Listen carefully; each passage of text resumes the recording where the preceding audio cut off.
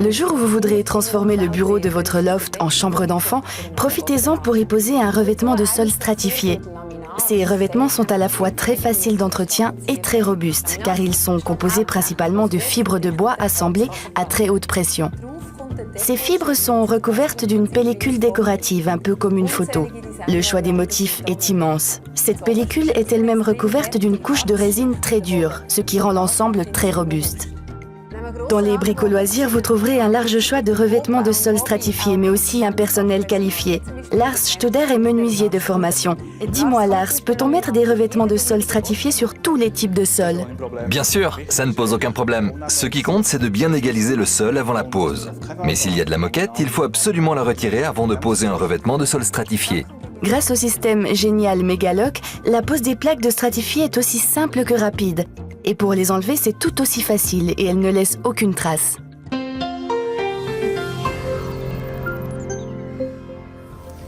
Le film par vapeur permet de protéger le revêtement de sol de l'humidité. Ce pare-vapeur est particulièrement important dans les pièces du rez-de-chaussée qui ne sont pas situées au-dessus d'une cave ou d'un vide sanitaire. Il faut le laisser déborder d'environ 5 cm sur les bords et coller soigneusement les bandes les unes aux autres. Quel vacarme!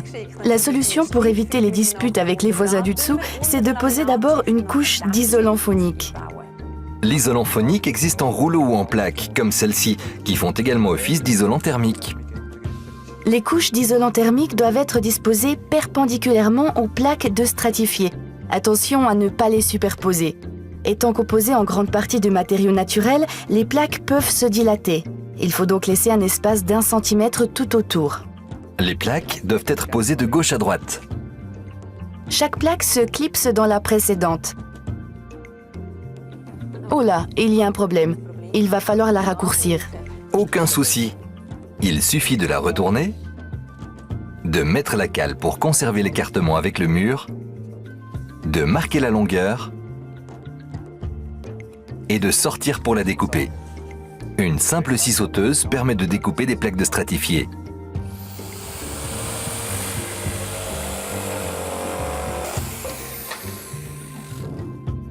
Chaque nouvelle rangée doit être décalée de la moitié d'une longueur par rapport à la précédente.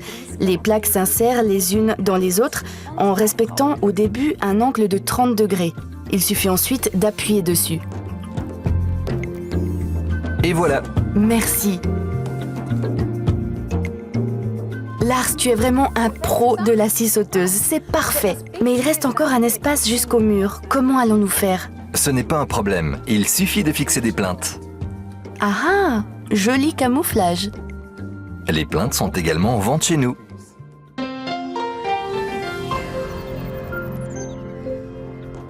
Les revêtements de sol sont très faciles d'entretien. Ils peuvent être nettoyés à l'aspirateur ou à la serpillière. Attention, la serpillière ne doit pas être trop mouillée. Et lorsque l'on fait tomber un liquide sur le sol, il suffit de l'essuyer tout de suite. Hé Lars, c'est toi qui les as fabriqués? Non, mais j'étais assis dessus étant petit. Elles vont très bien dans cette chambre, nous avons fait du super travail.